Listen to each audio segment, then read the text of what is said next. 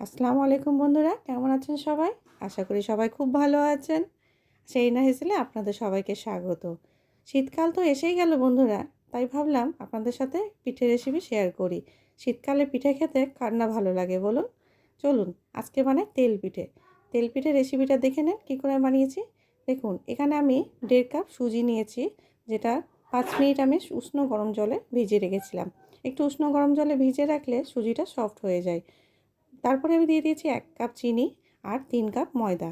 এখানে পরিমাণটা অবশ্যই লক্ষ্য করবেন, কারণ এই পিঠেতে পরিমাণটা ঠিকঠাক দিতে হয়। আপনি যদি 1.5 কাপ সুজি দেন তাহলে 3 কাপ ময়দা অবশ্যই দেবেন। আর চিনির পরিমাণটা সেটা আপনি যেই রকম খাবেন মিষ্টি সেই অনুযায়ী চিনির পরিমাণটা বাড়াতে কমাতে পারেন, কোনো ব্যাপার নয়। এবার দেখুন আমি এগুলো সবগুলোকে হাত দিয়ে বেশ ভালো করে নেড়ে নিচ্ছি। এবারে অল্প অল্প করে জল দিয়ে আমি একটা পাতলাও না, মানে একটু মোটা ব্যাটার বানিয়ে নেব।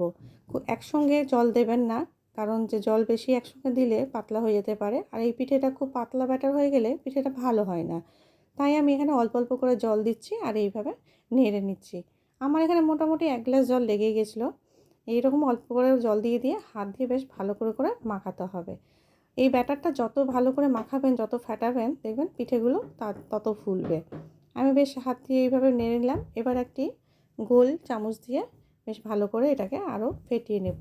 খুব ভালো করে এটা ফেটাবেন। এবার দেখুন আমি এখানে একটু দিয়ে দিচ্ছি 1 চিমটে মতো লবণ। আমি যে কোনো মিষ্টি খাবারে একটু লবণ দিতে পছন্দ করি। দেখবেন যে কোনো মিষ্টি খাবারে একটু লবণ দিলে বেশ স্বাদটা খুব সুন্দর আসে। দেখুন আমি ব্যাটারটা কীরকম বানিয়েছি, এইরকম ঠিক ঘনত্বটা রাখবেন। ঠিক এইরকমটা রাখবেন, খুব পাতলা যাতে না হয়, এইরকম ঘনত্বটা রাখবেন। আর চামচ দিয়ে বারবার করে গোলাটা নাড়তেই থাকবেন। খুব ভালো করে ফেটিয়ে নিলাম, নিয়ে এবার আমি একটু 5 মিনিটের জন্য ওটাকে রেস্ট রেখে দিলাম। 5 মিনিট পর আবার চামচ দিয়ে একটু বেশ ভালো করে ফেটিয়ে এবার আমি একটা কাপের মধ্যে ব্যাটারটা নিয়ে নিচ্ছি।